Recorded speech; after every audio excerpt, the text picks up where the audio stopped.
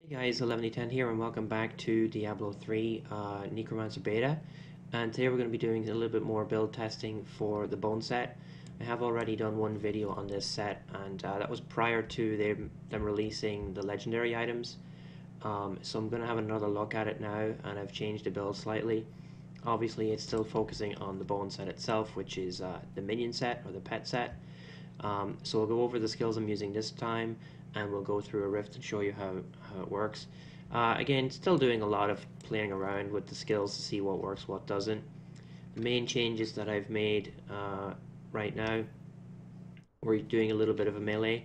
So Grim Scythe with Frost Scythe to increase our attack speed. Skeletal Mage on right click. It's a personal choice to put it on right click to make it easier for me to spam it. I found that while I had it on one of my buttons, I wasn't utilizing it quite as much. You do need to stack the Skeletal Mages to keep up your set bonus. We'll look at that in a second. Revive. I like Revive. It doesn't have a cost, so you can use it as and when you need to. And the default is 19 seconds, which is pretty good. And it gives you a damage reduction bonus when you have a minion available. So up to 10 corpses can be 10% damage reduction.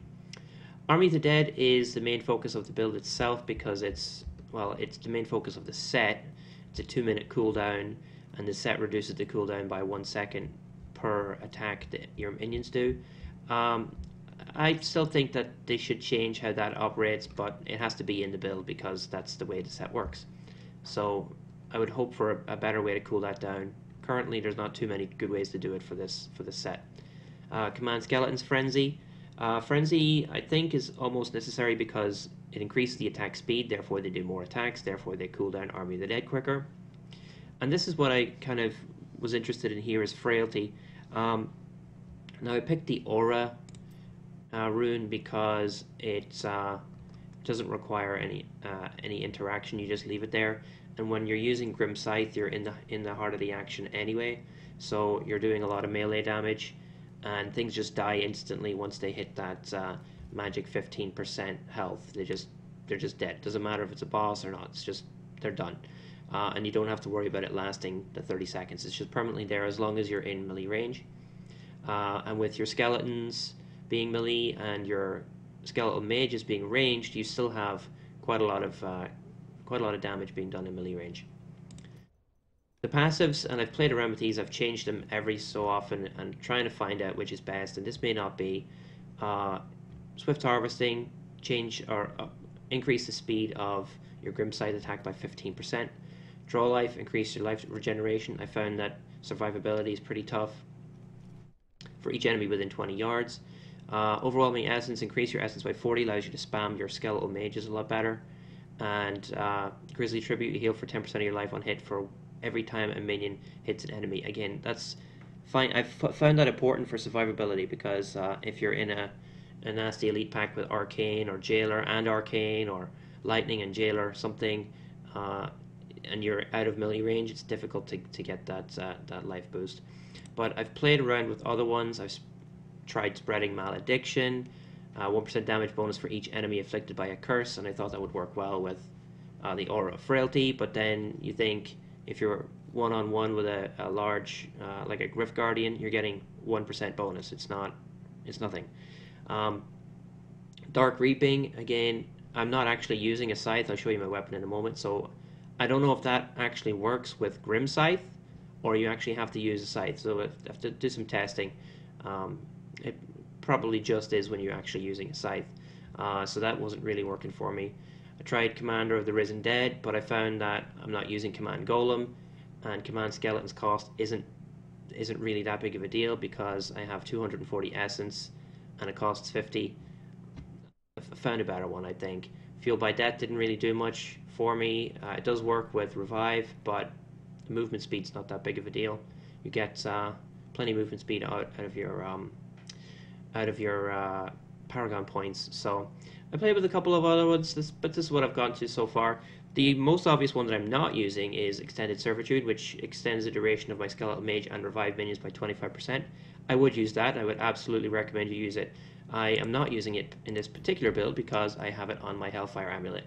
So if you don't get a good passive you should absolutely have extended servitude.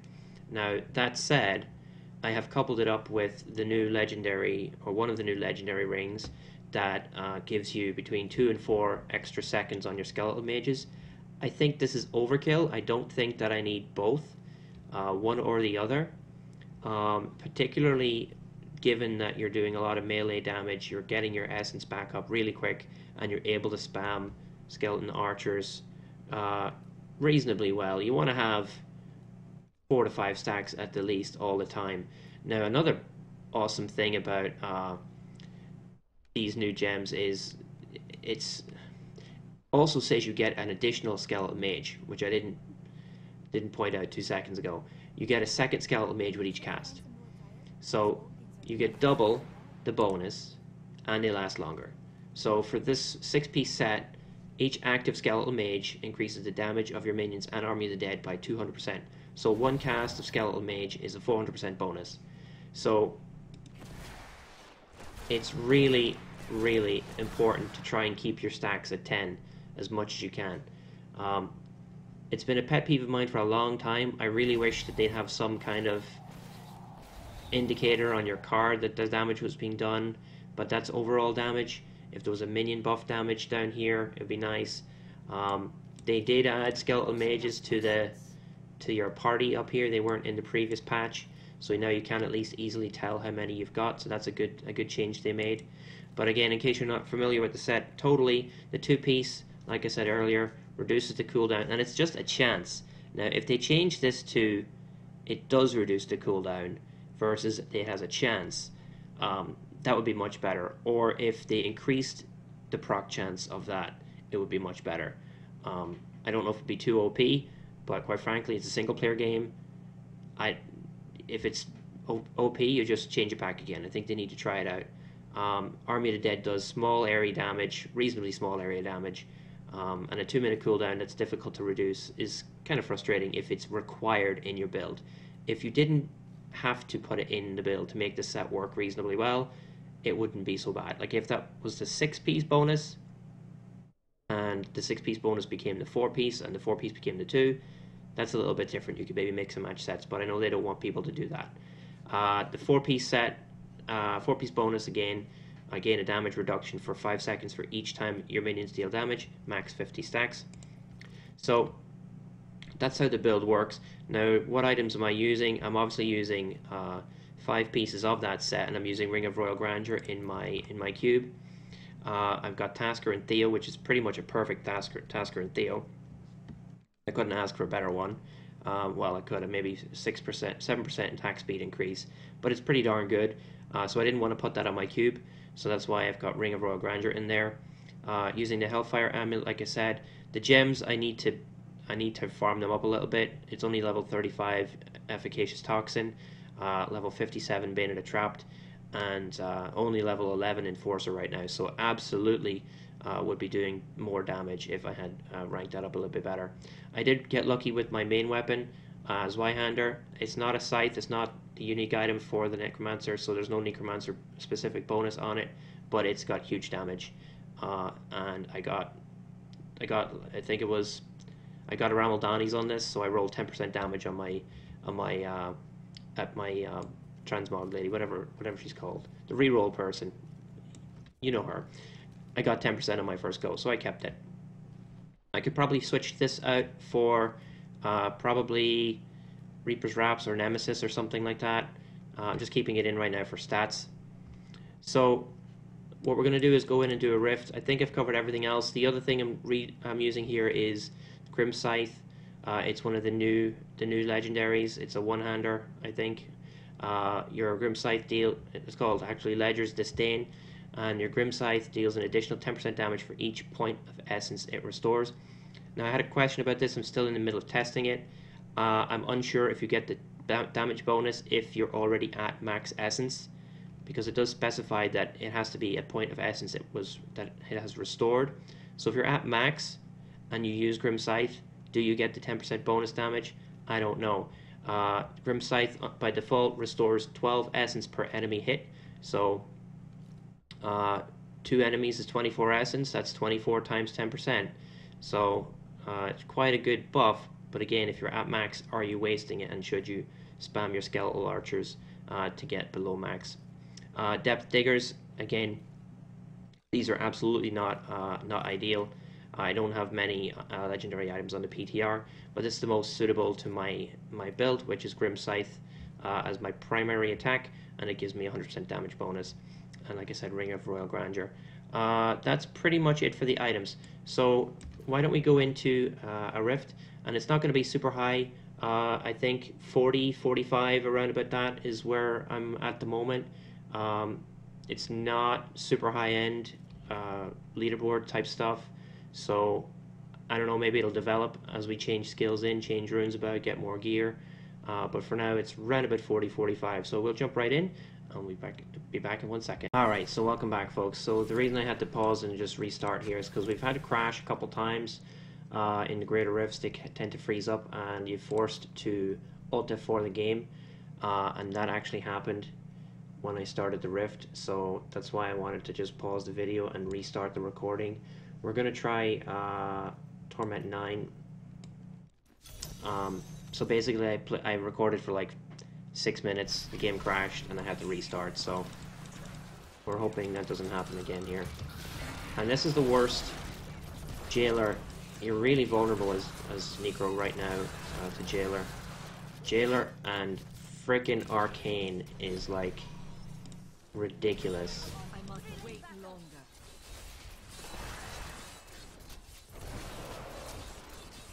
I need to look at maybe some more survivability, potentially the Templar, because you take so much damage. At least my character's taking so much damage. Or maybe just go with a one-hander and shield, but I haven't found items that would be particularly great for that build. So you can see we're really clearing the mobs quickly. Oh my god, what was that? Oh, he was a charger. I didn't see him. But I only have like 800k life, so I need to build for more life. Now it's curious that some of the minions, when you revive them, have their original colors. Most of them are just dark red, but these ones are actually their original color, so it made me think that they were enemies for a second. So, like I was saying before I had to restart the video, it's important to keep your Skeletal Mage stacks at 10. So casting one every 3 or 4 seconds is a good idea. Keep them from falling down below that. Oh, here's more Arcane. Jesus. You do struggle with range damage from this build. And I had tried bone spikes, the one with the range damage, but you weren't getting much use out of the aura, and you had to cast the aura manually. So it's a variation of the same build, but ranged. Maybe that'd be a good build for co-op play. If you have a tanky character in front of you, switch to the ranged bone spike skill, potentially with the one that shoots out in a long line, and then switch to a casted version of Frailty. So there's some options. Now the auras that I have really interest me, or the aura that I have interests me, and I want to pursue it a little bit more. There's another skill that you have as a Necromancer that can be converted to an aura. It's Devour. Devour is a skill that automatically consumes, well, the rune itself automatically consumes corpses within a 15-yard radius and restores essence to you equal to, or per corpse devoured. And combined with this one, which is instantly kill anything 15% life or lower, there's some potential for a nice solo Necromancer melee build. And I think that would go with the other set. I can't remember the name of it. I certainly wouldn't go with this set. But there's some synergistic stuff with some spells or some skills like the passive that gives you more armor for having lesser minions. There's the Thorns passive, so potentially a Necromancer with Thorns. This rift is awful to navigate. Oh my god, so awful. I should have just gone down to the next level right away. And if you have Devour plus that, it's double aura. And then there's also something I want to look into is some of the cube items you can put in there. I think it's called Poxfalls, which gives you an aura of, I think it's described as an aura of death, which will do damage equal to 1000% of your life regeneration to enemies within 15 yards, but you no longer regenerate life. And that's potentially something you could couple with Efficacious Toxin and some other close range skills, probably nowhere near high Greater Rift efficiency, but might be fun to play. So I potentially do a build on that. I'd imagine that'd be a sword and shield Necromancer. Potentially combine with, instead of thorns, maybe combine with a Justice Lantern and a high block shield, maybe a storm shield for extra melee damage reduction, and maybe a string of ears to even cap that off even more. But there's a lot of stuff you could really play with. Given the base damage reduction in almost all of the Necromancer sets, it's potentially very interesting. Aquila Kiras could be another one you could use. If you're spamming just your primaries, you're not going to be running out of essence. That particular item gives you a 50% damage reduction for whenever you're above 90% primary resource. So again, if you're a melee Necromancer, you're always going to be high resources. I've been slacking on stacking my mages here as I talk. So clearly this one's okay for Rift 40. I'd probably go ahead and try Rift 45 right after. But I did get destroyed in Torment 9, a regular Rift Torment 9, so I'm not that optimistic. I can't take that much damage. But again, personal preference for your minions, you could just go with Summon Golem instead of Revive. Or you could simply use the Templar if you're not a fan of the Enchantress. But it's all part of the fun, trying to experiment, see what works, see what's good, see what's bad. Certainly some of the skills I've tried just did not work straight up, so it didn't last very long. What I want to do is just another video is rundown of the new legendary items. We saw a couple of them that I'm using. Once I experiment with them some more, maybe I have more of an idea how they'd be best used. And I'm focusing on the bone set because there doesn't seem to be that many videos out right now about this set. Most of the videos that are out there are about the blood set and the plague set. So, and some of them are much better than, the content's much better than mine would be, like more popular channels. So I thought I'd focus on something that's not quite as common. I like the minion play. I think I'd like the Skeletal Mages to be a little bit more, the skeletons to be a little bit more aggressive. They kind of stay behind you until you engage. I think I'd prefer them to actually go in front of you. But that could cause its own problems too, like they might proc a treasure goblin when you don't want them to, so maybe that's why they're behind you. I don't know.